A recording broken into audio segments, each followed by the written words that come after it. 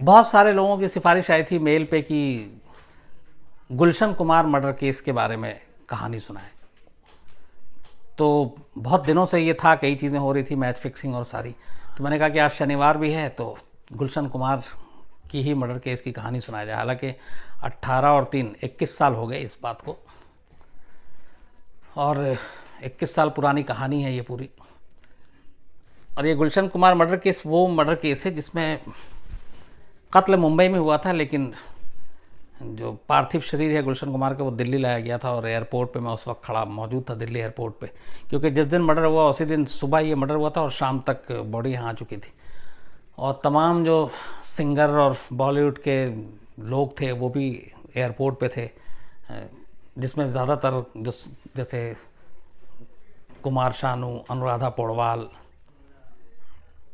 और बाकी सोनू निगम, तो ये सारे सिंगर, चूँकि इन सबको मौका दिया था गुलशन कुमार ने। तो असल में गुलशन कुमार की कहानी शुरू होती है दिल्ली से, और जहाँ से मैं इस वक्त बैठ के आपसे बात कर रहा हूँ ये नोएडा फिल्म सिटी है। इंडिया टुडे मीडिया प्लेक्स का दफ्तर है जहाँ पे आज तक और इंडिया टुडे सारे। यहाँ से अगर मैं गिनना शुरू करूँ तो मेरे बाएं साइड में चलूँगा मैं, तो करीब 500 कदम पे टी सीरीज़ का दफ्तर भी है और स्टूडियो भी है। और ये जो पूरा नोएडा फिल्म सिटी है, ये कहते हैं कि इसमें जो पहली बिल्डिंग बनी थी वो टी सीरीज़ की ही थी, super cassette industries Gulshan Kumar की। तब यहाँ जंगल हुआ करता था, लेकिन गुलशन कुमार ने यहाँ बहुत बड़े बड़े 2 स्टूडियो बनाए जिसमें आज भी शूटिंग होती है और बहुत सारी फिल्में बनती हैं, एक म्यूज़िक एल्बम बनता है। आखिरी फिल्म जो मुझे याद है वो मॉम की शूटिंग ही यहाँ पे शूटिंग हुई थी, जिसमें श्रीदेवी और नवाजुद्दीन भी यहाँ पे थे। तो ये जगह भी है कि गुलशन कुमार की तमाम यादें यहाँ पर हैं। गुलशन कुमार की कहानी असल में शुरू होती है 80s से। गुलशन कुमार के पिता की दरियागंज में पुरानी दिल्ली में एक जूस की दुकान हुआ करती थी। गोलचा सिनेमा एक बहुत फेमस है उसके बिल्कुल करीब। तो बचपन में गुलशन कुमार जूस की दुकान में बैठा करते थे। फिर धीरे धीरे उन्होंने एक बड़ी दुकान ली उनके पिता ने, और उसमें कैसेट और टेप बेचना शुरू किया। बेचने के साथ साथ रिपेयर का भी काम शुरू हो गया। तो वो टेप आते थे, कैसेट आते थे, और वो वाला जो तब गाना बजा करता था, ग्रामोफोन टाइप, वो सारी चीज़ें थी। तो ये दुकान शुरू हुई, ठीक ठाक चलने लगी। तभी गुलशन कुमार को ख्याल आया कि क्यों ना वो कैसेट म्यूज़िक इंडस्ट्रीज़ में जाएं और कैसेट बनाएं। तो उस दुकान से ही आइडिया आया, और इसके बाद गुलशन कुमार लगे रहे कि कैसे सस्ता कैसेट बनाया जा सकता है।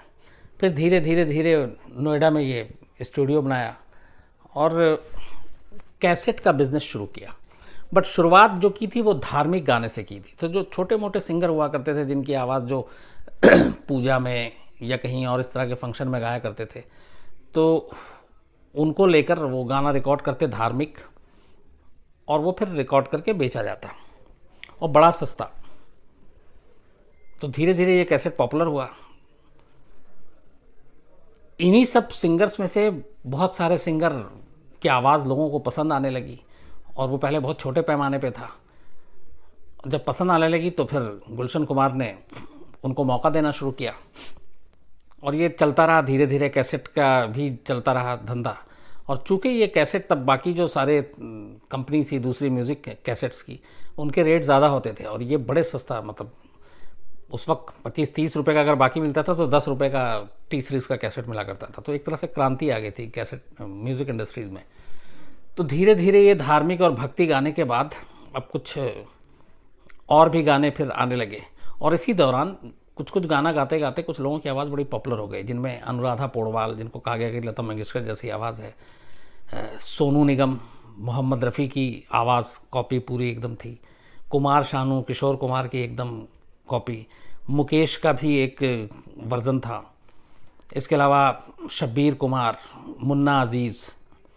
तो ये सारे जो सिंगर थे ये धीरे धीरे पॉपुलर हो गए। उसके बाद फिर उसी दौरान में एक लाल दुपट्टा मलमल का एक एल्बम आया था जिसमें बाद में फिल्म भी बनी।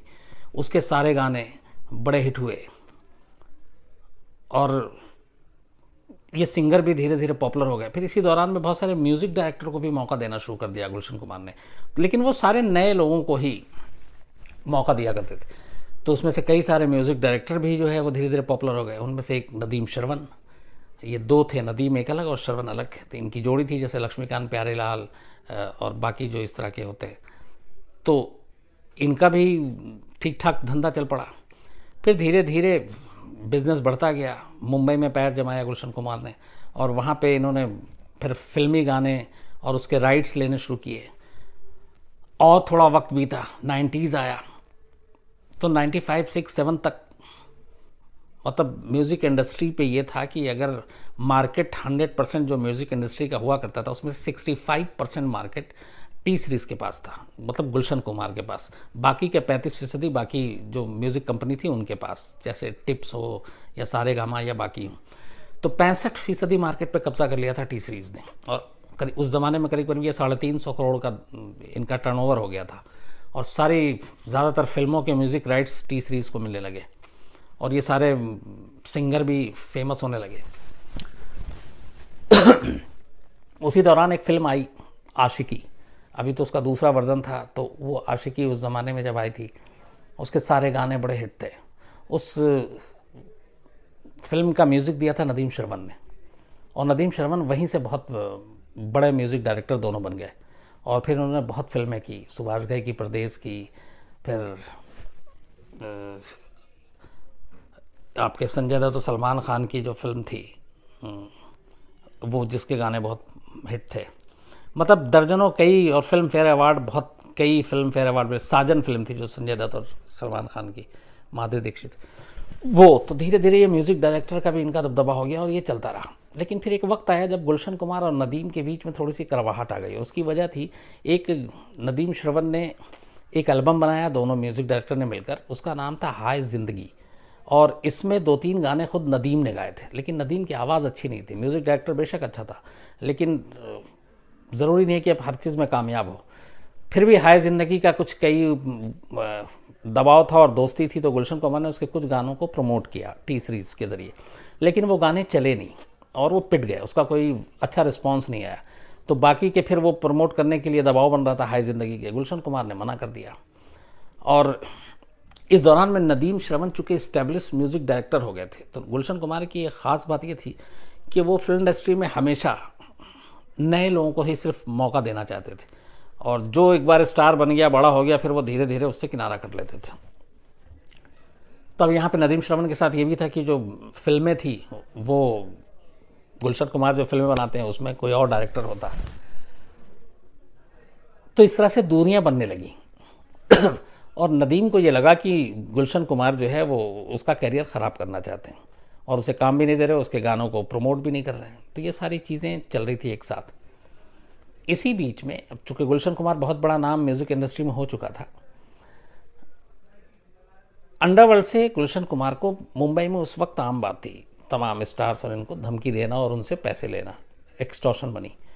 तो कहते हैं कि अंडरवर्ल्ड से फ़ोन गया था, और फ़ोन किया था अबू सालेम ने, और गुलशन कुमार ने कुछ एक्सटॉर्शन के पैसे दिए थे पहली बार में। और ये बात है 96 की, 1996। तो कुछ फ़ोन आया तो कि अंडरवर्ल्ड से ये वो सारी चीज़ें, तो कुछ करोड़ रुपए में वो पैसे दिए गए। इसके बाद फिर दोबारा, अब ये जब रिश्ते इधर ख़राब हुए, तो नदीम ने जो ये सारी कोर्ट में और वो सारी चीज़ें में कलमबंद है।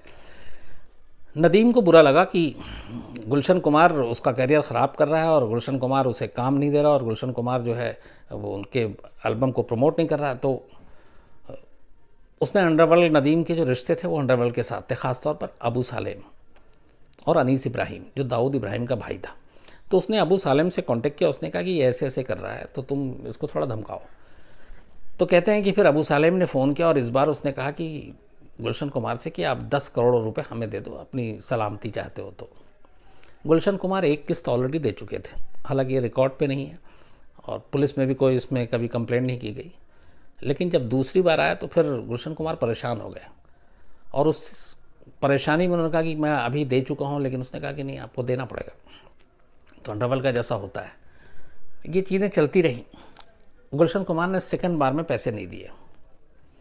तभी 5 अगस्त 1997 को अबू सलेम फ़ोन करता है गुलशन कुमार को, और कहता है कि तुमने पैसे नहीं दिए और तुम देख लो, और तुमने अभी तक पुलिस में भी कंप्लेंट नहीं किया, इसका मतलब तुम हमें सीरियसली नहीं ले रहे हो। ये कोर्ट में बाकायदा गुलशन कुमार के भाई किशन कुमार का स्टेटमेंट है, गवाही है।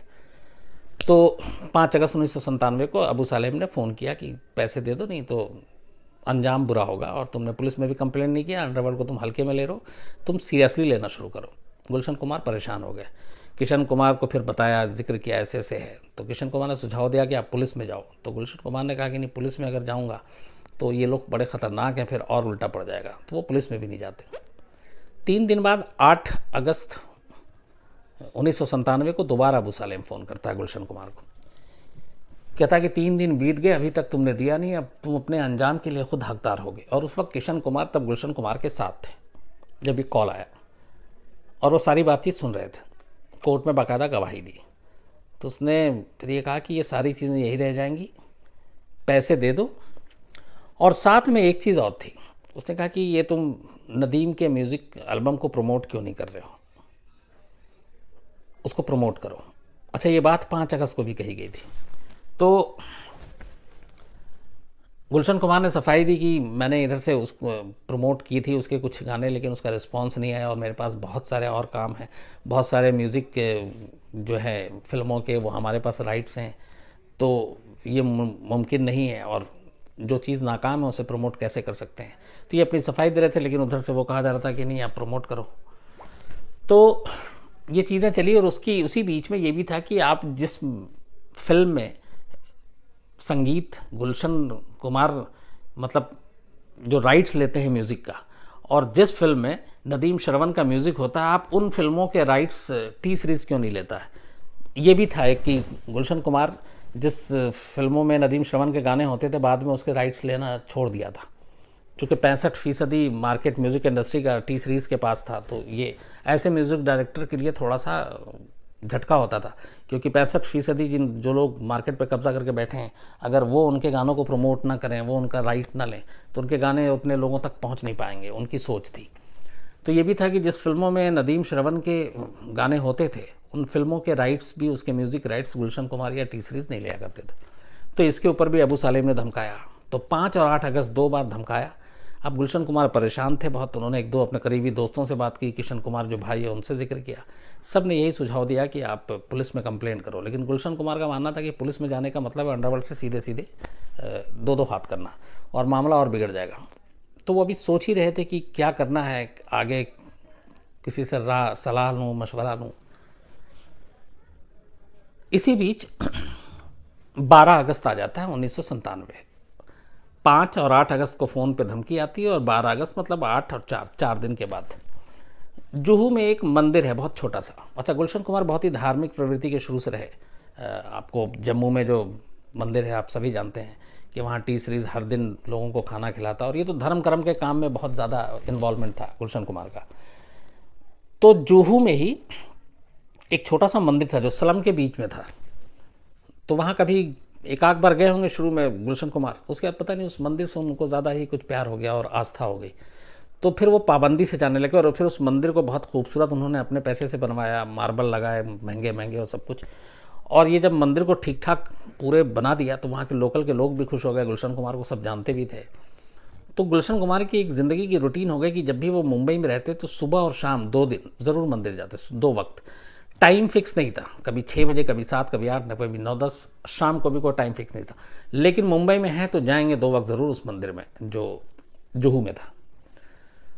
तो 12 अगस्त 1997 की सुबह भी गुलशन कुमार उठते हैं और 10:10 पर घर से निकलते हैं, और वो घर के एकदम बिल्कुल पास में चूँकि मंदिर है तो मंदिर के अंदर जाते हैं, अपना पूजा पाठ करते हैं।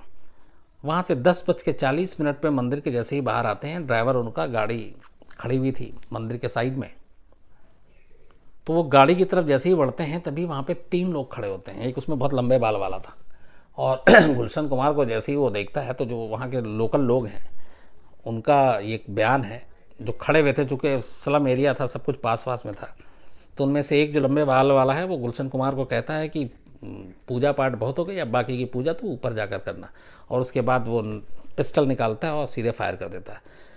पहली गोली सर में लगती है गुलशन कुमार को, गुलशन कुमार गिरते हैं। फिर भी बचने के लिए थोड़ा सा किनारे तरफ जाने की कोशिश करते हैं, तब तक 2 लोग और सामने से आ जाते हैं, और उसके बाद ये तीनों मिलकर एक साथ गुलशन कुमार के ऊपर गोलियां चलाना शुरू कर देते हैं। ड्राइवर जब तक आता है तब तक 16 गोली गुलशन कुमार को लग चुकी थी। ड्राइवर भी घायल हो जाता है गोलीबारी में। फिर उसके बाद वो आराम से वहाँ से एक थोड़ी दूर पे एक टैक्सी खड़ी थी, टैक्सी के ड्राइवर को वो तीनों बाहर निकालते हैं और टैक्सी में बैठते हैं और आराम से चले जाते हैं। टैक्सी के ड्राइवर ने भी देख लिया था कि इनके हाथ में एक रिवॉल्वर है, वो कुछ विरोध भी नहीं करता। तो वो पैदल आए थे, वहीं इंतज़ार कर रहे थे, क्योंकि उन्हें मालूम था कि गुलशन कुमार का रूटीन क्या है इस मंदिर में। अगर सुबह नहीं आए, शाम नहीं तो शाम को आएंगे, शाम नहीं तो सुबह, लेकिन वो दोनों वक्त जाते थे और मुंबई में है तो दोनों वक्त। तो उन्हें बड़ा ईजी लोकेशन, टारगेट सब कुछ मालूम था। उसके बाद वो टैक्सी से तीनों जो किलर थे वो निकल लेते हैं। फिर गुलशन कुमार को फ़ौरन हॉस्पिटल ले जाया जाता है, लेकिन हॉस्पिटल में उन्हें ब्रॉड डेड बताया जाता है।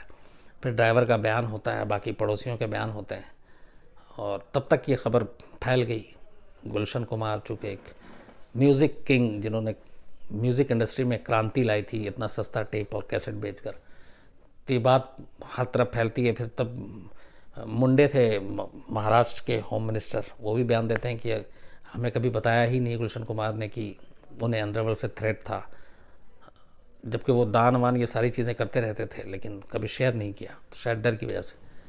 खैर, इसके बाद शाम होते होते गुलशन कुमार की जो पार्थिव शरीर है, जो बॉडी है, उसको दिल्ली लाया जाता है और सारे मुंबई से उनके जितने भी म्यूज़िक इंडस्ट्री के दोस्त थे वो सारे यहाँ पहुँचते हैं। कुमार शानू हों, सोनू निगम हों, अनुराधा पौडवाल हों, आपके शब्बीर हों, मुन्ना अजीज़ हों, तो उसके बाद यहाँ दिल्ली में ही उनका अंतिम संस्कार होता है और फिर पुलिस जांच शुरू कर देती है। अब यहाँ पे ये था कि इन सारे लोगों में से मिसिंग जो था वो नदीम था, और नदीम को खड़ा करने वाले गुलशन कुमार, नदीम श्रवण बनाने वाले गुलशन कुमार। तो शुरू में ये चर्चाएं तो थीं, और चूँकि किशन कुमार, अब जो गुलशन कुमार के भाई हैं, उनसे उन्होंने 5 और 8 अगस्त के कॉल का जिक्र किया था, तो इसलिए कहीं ना कहीं वो नदीम की भी बात आ रही थी। तो ये सारी चीज़ें चल रही थी। उसके बाद पुलिस जो है फिर छानबीन करती है, और इन्वेस्टिगेशन के बाद ये बात है 16 अगस्त की, जब जावेद और रफ़ीक नाम के 2 अंडरवर्ल्ड के लोगों को पकड़ती है। दोनों सालेम के गैंग के थे, अबू सालेम के। तो इन दोनों को पकड़ के जब पूछताछ करती है तो दोनों फिर पूरी कहानी सुनाते हैं। और जो पूरी कहानी थी वो ये थी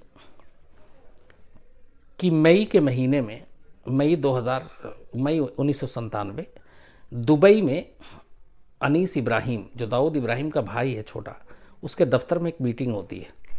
उसमें अनीस इब्राहिम था, अबू सालेम था और एक कयूम नाम का गैंगस्टर था जो अबू सालेम का ख़ास था।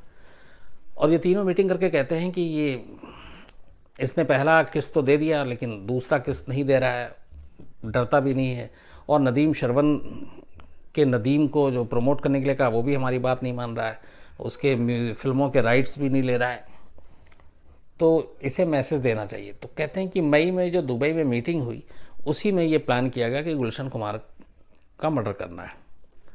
इसके लिए 3 किलर को हायर किया गया, और उसके बाद इन तीनों ने जाकर उसी जगह पे ये मर्डर किया। बाद में करीब उसके थोड़े की दिन के बाद दाऊद मर्चेंट एक ख़ास था इसमें, जो 3 लोग थे उनमें से एक था जिसने गोली चलाई थी, और दाऊद इब्राहिम का ख़ास था, अबू सलेम का ख़ास था, क्योंकि अबू सलेम दाऊद इब्राहिम के लिए काम करता था। तो उसको पुलिस पकड़ती है। दाऊद मर्चेंट को जब पकड़ती है पुलिस, तो फिर वो उससे सारी कहानी सुनती है। तो उसकी कहानी भी सारी यही होती कि मई में ये प्लानिंग हुई थी, अबू सलेम ने ये कहा था। उसके बाद उसकी गिरफ्तारी के बाद जो बाकी 2 और शूटर थे उनको भी पुलिस पकड़ती है। जब उनको पकड़ती है तो पता चला कि गुलशन कुमार को मारने के बाद इन सुपारी किलर को 25 लाख रुपए टिप्स म्यूज़िक इंडस्ट्रीज़ के जो मालिक हैं रमेश तुरानी, उन्होंने दिए।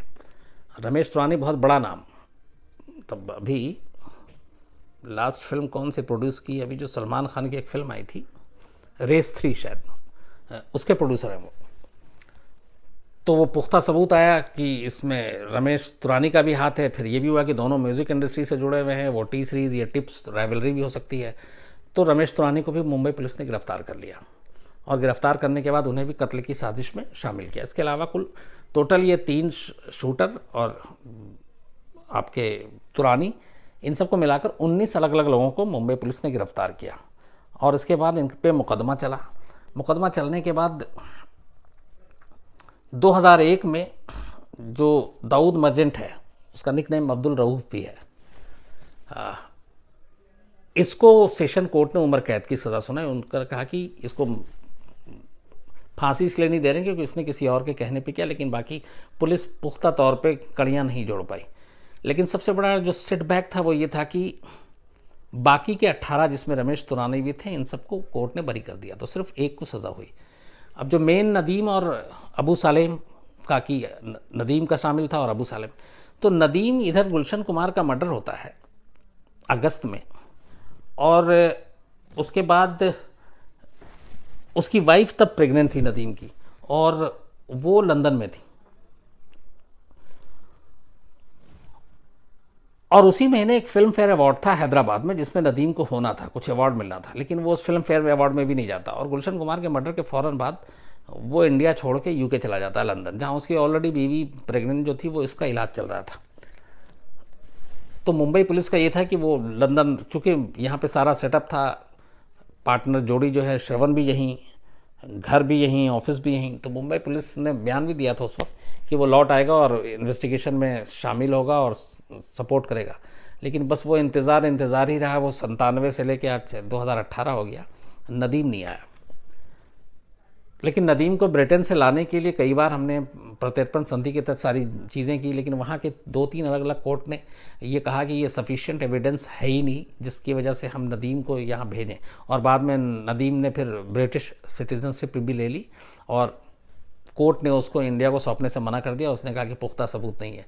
उसके बाद कहते हैं कि अब अभी हाल में नदीम जो है फिर उसने अपना दुबई में परफ्यूम का बिज़नेस शुरू कर लिया है, और वो गल्फ़ में रहता है, दुबई में रहता है, लेकिन वो ब्रिटिश सिटीज़न है, अब वहाँ की उसने नागरिकता ले रखी है। तो नदीम के ख़िलाफ़ जितने भी मामले थे वो उसमें अभी तक हिंदुस्तान में उसको ला के उस अदालत के सामने पेश नहीं किया जा सका है। दूसरा जो इम्पोर्टेंट बचता अबू सालेम, जिसके बारे में कहते हैं कि उसी ने धमकी दी थी, उसने सब कुछ किया था, उसके साथ विडम्बना ये देखिए कि चार्जशीट में नाम है, लेकिन आज तक अबू सलेम पे मुकदमा नहीं चला गुलशन कुमार के मर्डर। उसकी वजह यह है कि 2005 में जब पुर्तगाल से अबू सलेम को हिंदुस्तान लाया गया, तो जो प्रत्यर्पण थी, जो संधि थी, जो समझौता था हमारा पुर्तगाल सरकार के साथ, उसमें यह था कि इस पर सिर्फ ये मुकदमा चलेंगे, उसमें कहीं भी गुलशन कुमार मर्डर केस का जिक्र ही नहीं था। तो जो हमने वहाँ लिख के दिया है, जैसे 93 का दिया था कि 93 में वांटेड है, उसी के बलबूते पे हम अबू सालेम को यहाँ लेकर आए हैं, तो उसमें गुलशन कुमार मर्डर केस का जिक्र नहीं था, और ये था कि आप सिर्फ यही मुकदमा चलाएंगे और जो भी लिखा होता। तो इसी वजह से आज भी गुलशन कुमार मर्डर केस में अबू सालेम को एक तरह से ये दिखाया गया है कि वो मतलब गायब है, हाजिर नहीं हुआ। क्यों? क्योंकि आप उस पर मुकदमा नहीं चला सकते, और इसीलिए उस मामले में कोई सज़ा नहीं हुई। सज़ा सिर्फ एक को ही, दाऊद मर्चेंट एलियस अब्दुल रऊफ़ को उम्र कैद की सज़ा हुई। उसके बाद उसको भी 2012 में पेरोल मिला, वो पेरोल से भाग गया। फिर वो बांग्लादेश बॉर्डर के पास बीएसएफ ने उसको पकड़ा, तो खैर अब वो पकड़ा गया है। लेकिन विडम्बना ये है कि अभी तक इस मामले में ना नदीम को सज़ा हुई जो मेन मास्टरमाइंड है, और ना अबू सालेम को। और कहते हैं, और उसके अलावा भी कई ऐसे ऑडियो और ये सारी चीज़ें हम लोगों ने भी स्टोरी की थी कि लंदन में रहते हुए प्रोटेक्शन जो दिया है नदीम को, वो दाऊद इब्राहिम ने खुद दिया है। और कई ऐसे हाल में ऑडियो भी आया था जिसमें ये था कि उसको कुछ होना नहीं चाहिए। तो नदीम के ऊपर दाऊद इब्राहिम का हाथ है, और वही उसको प्रोटेक्शन देती है डी कंपनी, और अब उसका बिज़नेस दुबई में है परफ्यूम का। श्रवण के बारे में भी पुलिस ने उस वक्त तमाम इन्वेस्टिगेशन की, मुंबई पुलिस ने, जब ये मर्डर के बाद, क्योंकि ये था कि राइवलरी है, म्यूज़िक इंडस्ट्री से जुड़ा हुआ है और दोनों पार्टनर हैं, तो इसमें इसका भी कोई रोल हो सकता है। लेकिन तमाम चीज़ें जब इन्वेस्टिगेशन हुई तो श्रवण बेदाग निकले और उनके खिलाफ़ कोई सबूत नहीं था, और इसीलिए कहीं उनका नाम नहीं आया। लेकिन एक और इसमें फैक्ट ये भी है कि जब नदीम वहाँ लंदन भाग गया, उसके बाद भी कुछ फिल्मों के लिए यहाँ से बैठ के श्रवण ने ट्यूनिंग की, और दोनों ने नेट के थ्रू और उसके म्यूज़िक कंपोज किए फिल्मों के लिए, और वो फिल्में आईं। मुझे इस वक्त नाम याद नहीं आ रहा है, लेकिन वो आईं। तो ये सिलसिला चलता रहा, लेकिन श्रवण ने फिर बाद में बयान दिया कि उसे यकीन नहीं है उन्हें कि ऐसा हो सकता है। लेकिन फैक्ट यही है कि फिल्म इंडस्ट्री में शोहरत पाने के लिए, तरक्की पाने के लिए ऐसे बहुत सारे क्राइम हुए हैं और ये उसकी एक मिसाल है। और गुलशन कुमार की मर्डर को लेकर इसलिए भी ज़्यादा अफसोस की बात होती है कि गुलशन कुमार की एक छवि जो थी एक बहुत ही अलग तरह की थी, एक धार्मिक प्रवृत्ति का इंसान, और जिसने म्यूज़िक इंडस्ट्री में एक क्रांति, एक इनकलाब ला दिया, जिसने इतने सस्ते कैसेट लाए कि गरीब के हाथों तक भी पहुंचा वो, और तमाम नए सिंगर्स को जो मौका दिया। आज हम लोग जिनको सुनते हैं सारे, एक सिंगर का मैं उनका सबसे फ़ैन भी हूँ, नाम इस वक्त देखिए इत्तेफाक से नहीं आ रहा, जिन्होंने ये गाना गाया था आए अजनबी तू भी कभी, क्या नाम है, आदित्य जो जिनका बेटा है, उदित नारायण, माफ़ कीजिएगा, बहुत देर से सोच रहा था। तो लाल दुपट्टा मलमल का जब गुलशन कुमार की बॉल में, तो उसमें उदित नारायण, अनुराधा पौडवाल, सोनू निगम, कुमार शानू, आशिकी ने कुमार शानू को कहाँ से कहाँ पहुँचा दिया। देन आपके शब्बीर कुमार मोहम्मद रफ़ी की आवाज़ में, मुन्ना अजीज़ जिसको मोहम्मद अजीज़ भी कहते हैं, मोहम्मद रफ़ी की आवाज़ में, ये सारे एक से एक सिंगर जो देन है वो टी सीरीज़ सुपर कैसेट की देन है, गुलशन कुमार की देन है। फिर नदीम शरवंद, इसके अलावा आनंद मिलिंद और ऐसे तमाम जो म्यूज़िक डायरेक्टर है, ये भी गुलशन कुमार की देन है। लेकिन गुलशन कुमार की ये थी कि वो हमेशा नए आवाज़, नए टैलेंट, नए म्यूज़िक डायरेक्टर को तलाशते और उन्हें मौका देते, और फिर वो हिट हो जाते, फिर वो किसी और के नए की तलाश में चले जाते। और शायद उनकी यही आदत और उनकी यही फितरत जो थी कि नए लोगों को मौका दे के फिर जैसे वो इस्टेब्लिश हो जाए, कहीं और बढ़ जाओ। नदीम को उनका दुश्मन बना दिया, और नदीम को लगा कि अब ये उनका करियर ख़राब कर रहा, और नदीम ने इसी वजह से ये सारी अंडरवर्ल्ड का सहारा लिया, और फिर गुलशन कुमार की जो है इसमें मर्डर करवाया उसने। तो ये थी पूरी गुलशन कुमार की कहानी। टी सीरीज़ आज भी है, सुपर कैसेट इंडस्ट्रीज़ आज भी है, और बाकायदा कई फिल्मों के म्यूज़िक राइट्स से मिलते हैं। गुलशन कुमार के भाई किशन कुमार, उनके बेटे गुलशन कुमार के, और बेटी, ये लोग इस सब इंडस्ट्री को चला रहे हैं जो सुपर कैसेट इंडस्ट्रीज़ है। उनके नोएडा में भी स्टूडियो वैसे ही हैं, और देश भर में इनके कहते हैं कि करीब 40-50 ऐसे स्टूडियोज़ हैं, और म्यूज़िक इंडस्ट्रीज़ में इनका आज भी कद जो है वो बहुत बड़ा है।